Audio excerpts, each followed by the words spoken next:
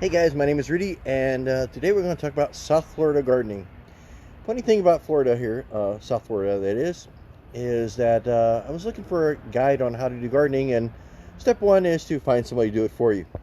So I'm not an expert, but this thing is getting better. I just kind of want to show you what I did, and maybe this will work for you too.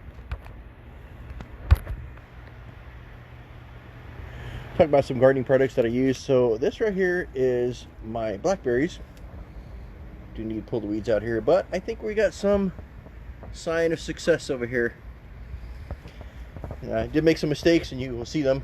This right here is a water pipe that I water my stuff. I run it really quick, about once a day or once every 2-3 days.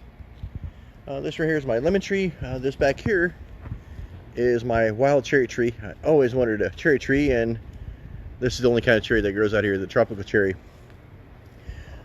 So what I did with this pipe, and there's a whole video on it, is I drilled holes specifically in the areas that I want to get watered. You see the holes there. So this right here is my grapes, my Florida grapes. They did okay. My mistake over here, you can see, is where I put the lemon tree. But I already learned if you try to move something like this, it'll die. Anyway, like I said, live and learn. So I trimmed this stuff out here a little bit. Like I said, again, I'm not an expert by any means. Here's my lemon, and here's my orange. Now, learning when the leaves start wilting a little bit, the best thing to do is use Epsom salt. I'll show you some of the products that I've been using and what works so far. What I would recommend is doing a soil sample. Here in South Florida, this is the other grapes I have. Also the water pipe again. Just connected to a regular garden hose. You can't see that back there. I got even some cherry tomatoes here, and what I hope to be down there is a watermelon. Some of the other ones didn't work out all that well, so that's getting resent. But this looked like it was dead, but it's starting to come back too. We'll see how this this set of grapes does. Going over some of the products. First one here is this. For me, for this soil down here in Miami, I was recommended to use the 839, which is kind of expensive and a little bit hard to find. I bought this off the internet. I used this. I did this early in the spring. Epsom salt. This thing, just a little bit of sprinkle of this stuff seemed to really revive some of the plants. Some of the stuff that I've used, and I bought this at Lowe's, fairly cheap, and this bag has lasted me all throughout the season. Also, I put this thing here.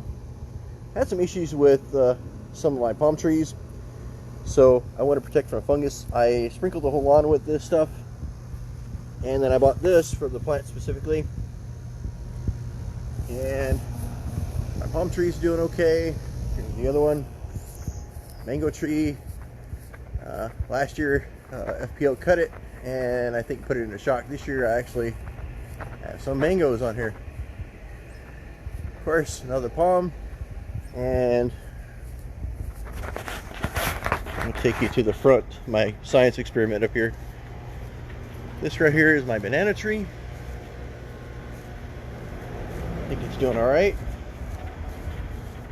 Sorry for the Blair Witch here. We're taking a little stroll.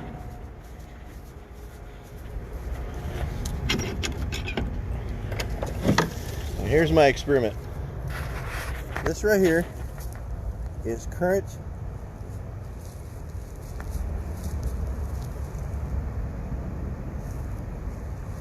So, red currant in Miami. Not supposed to grow.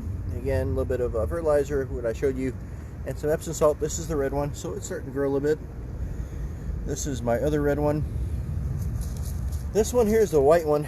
I thought it died, and it looked like it's trying to grow some buds again.